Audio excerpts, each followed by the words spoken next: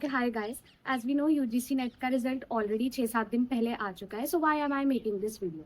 I have scored 80 marks out of 100 in paper 1, which means I got 40 questions correct in December 2026, जिसने मेरी help करी मेरा UGC net qualify करने में. Paper 1 एकदम गेम चेंजर पेपर होता है कि अगर आपने पेपर 2 में कुछ गड़बड़ कर भी दी तो पेपर 1 उसको संभाल लेगा. So फर्स्टली पेपर 1 में 10 यूनिट्स होते हैं, जिसमें से कुछ होते हैं जो हमने नहीं पढ़े होते हैं, कुछ होते हैं जो हमें ऑलरेडी नोन होते हैं. सो 10 यूनिट्स होते हैं इन टोटल, जिसमें से मुझे ये 6 टॉपिक्स ऐसा लगता है कि बहुत ज़्यादा इंपॉर्टेंट है, which is research aptitude, teaching aptitude, communication, maths and reasoning, reading comprehension and data interpretation, जिसमें से कुछ भी हो जाए क्वेश्चंस आते ही आते हैं. सो मैंने कैसे तैयारी करी? So firstly I will clarify कि मैंने पेड क्लासेस ली थी, कोचिंग ली थी मैंने फिजिक्स वाला से, जो कि अराउंड उनका बैच जुलाई में स्टार्ट हुआ था. बट सिंस मेरा मास्टर्स का एग्जाम्स चल रहे थे तो मैंने अगस्त से प्रिपेयर करना स्टार्ट किया था. देन अगेन सो मेरा टाइम टेबल कैसा था? तो दिन में 2 क्लासेस होती थी पेपर 1 की, विच मेक्स अराउंड 2.5 आवर्स, और बाकी के 2-2.5 घंटे पेपर 2 की क्लास होती थी. बट मेरे को थोड़ा सा एक्स्ट्रा टाइम डिवोट करना पड़ता था, क्योंकि मुझे जो सिलेबस ऑलरेडी कवर हो चुका है वो बैकलॉग क्लियर करनी होती थी. एंड देन 1.5 आवर इसके अलावा मेरे को रखना होता था 1 आवर जो दिन में रिवीजन किया है उसके लिए, एंड हाफ आवर जो भी चैप्टर्स कवर हुए हैं पूरे दिन में उसके 10 क्वेश्चन के डेली प्रैक्टिस टेस्ट होते थे वो लगाने में.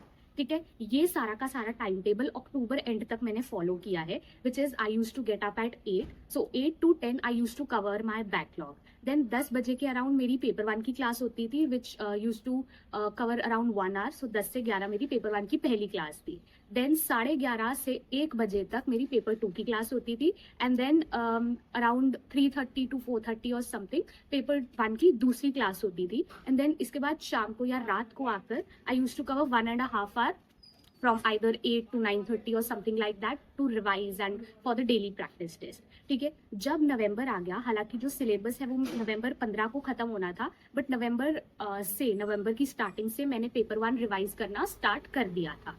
अब वो कैसे? सिंस मेरी क्लासेस अभी भी चल रही थी तो मैंने जो पेपर 1 के छोटे यूनिट्स थे जिनका थोड़ा कम सिलेबस था कंपैरेटिवली, वो पहले रिवाइज करना स्टार्ट किया. विच मीन्स जैसे फॉर एग्जांपल आईसीटी, तो उसको मैंने 2-3 दिन में बांट लिया. जैसे फॉर एग्जांपल आईसीटी में 10 चैप्टर हैं, तो वो 10 चैप्टर को मैंने पहले में 4 चैप्टर, फिर दूसरे दिन 4 चैप्टर, तीसरे दिन 2 चैप्टर.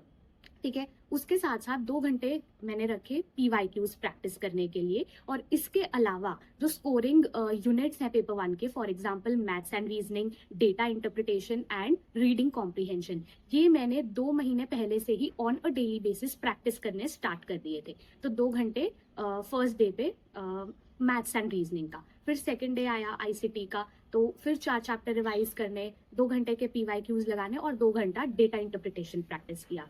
फिर थर्ड डे पे जो 2 चैप्टर पेंडिंग थे आईसीटी के वो रिवाइज किए. फिर 2 घंटा PYQs किया and 1 hour reading comprehension practice किया. 1 आवर इसलिए बिकॉज रीडिंग कॉम्प्रिहेंशन 1 आवर में अच्छे से 6-7 पैसेज आप प्रैक्टिस कर सकते हो. बट जो 1 आवर इसके अलावा पड़ा है उसमें पेपर 1 का मॉक टेस्ट लगा सकते हो आप. ठीक है, क्योंकि जनरली जो आपका पेपर है वो टोटल 3 घंटे का होता है, जिसमें से पेपर 1 के लिए प्रेफरेबली आपको 1 घंटे में पेपर खत्म कर देना चाहिए. तो इसीलिए वो 1 घंटा मॉक पेपर प्रैक्टिस करने के लिए मैंने रखा है विद रीडिंग कॉम्प्रिहेंशन. और यही पैटर्न मैंने पूरे पेपर 1 के लिए फॉलो किया है. अब जैसे ही सिलेबस मेरा खत्म हुआ, क्लासेस मेरी खत्म हुई, तो मैंने जो बड़े वाले टॉपिक्स है जैसे रिसर्च एंड एप्टीट्यूड वो लिए. वो मेरे टेक्निकली उनमें 4 से 5 दिन मेरे निकल गए. तो वही चैप्टर्स डिवाइड करके, साथ ही में फर्स्ट डे पे मैथ्स एंड रीजनिंग, सेकंड पे डेटा इंटरप्रिटेशन, थर्ड पे reading comprehension and full length mock test of paper 1. तो यही पैटर्न मैंने थ्रू आउट पेपर 1 के लिए और पेपर 2 के लिए भी यही फॉलो किया है. बट वही जो ये स्कोरिंग टॉपिक्स है, स्कोरिंग यूनिट्स है, ये ऑन अ डेली बेसिस मैंने प्रैक्टिस किए है. सिंस मुझे ऐसा लगता है मेरा मैथ्स और डेटा इंटरप्रिटेशन थोड़ा वीक है, I blank out when I see maths. और अगर आपके साथ भी यही प्रॉब्लम है तो आई वुड सजेस्ट कि आप भी ऐसे ही थोड़ा टाइम पहले से maths and reasoning, data interpretation practice करना स्टार्ट कर दो. बिकॉज पेपर में 5 questions for sure data interpretation आता है and for sure reading comprehension आता ही आता है. तो ये आपके 10 मार्क्स पूरे 10 marks from data interpretation and 10 from reading comprehension, ये टोटल 20 मार्क्स पक्के हो जाए तो मतलब ये कोई नहीं छीन सकता है आपसे. उसके बाद जब ये नवंबर एंड आ गया, देन आई वुड से कि आपको फुल लेंथ मॉक टेस्ट लगाना चाहिए पेपर 1 एंड पेपर 2 का मिला के क्योंकि अगेन आई सेड 3 घंटे होते हैं, तो आप कितने टाइम में पेपर 1 खत्म कर पा रहे हो, you will get to know. Even though आपने पेपर 2 रिवाइज नहीं किया है, पेपर 1 तो रिवाइज हो गया है, so try and attempt paper 1 and paper 2 इकट्ठे, जब एक बार आपका सिलेबस एंड रिवीजन खत्म हो जाए पेपर 1 का। देन दिसंबर से मैंने पेपर 2 रिवाइज करना स्टार्ट किया था in the same pattern.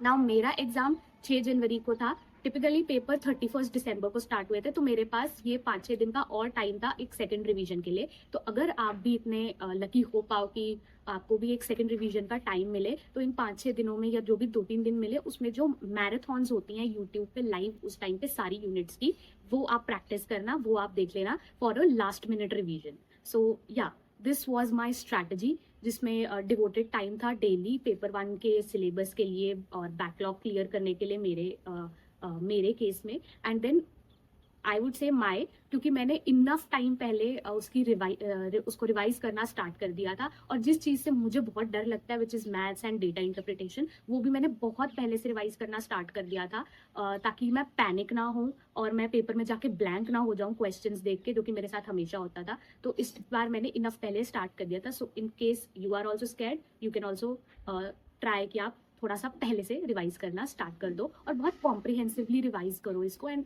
I know for sure आपका भी क्लियर हो जाएगा। And this was it from my side. Thank you. Okay, bye.